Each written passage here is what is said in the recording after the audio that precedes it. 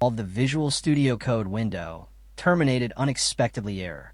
Are you also facing this problem where VS Code suddenly closes itself and won't stay open no matter what you try? This error happens when VS Code can't load its core files. It usually comes from broken extensions, corrupted cache files, damaged settings, or conflicts with Windows updates. And if you've already searched YouTube or Facebook, most fixes are confusing or filled with long technical steps. When I faced this same issue, I wasted hours trying every complicated solution. But in the end, I found a set of simple tricks that actually fixed the problem fast. And today, I'm sharing every possible method, so you can definitely solve it. This is Rexisht, and I'm sharing all the easy steps that work for me. First, I'll show you how to clean VS Code's crash cache. Then we'll reset the user settings that cause bad launches.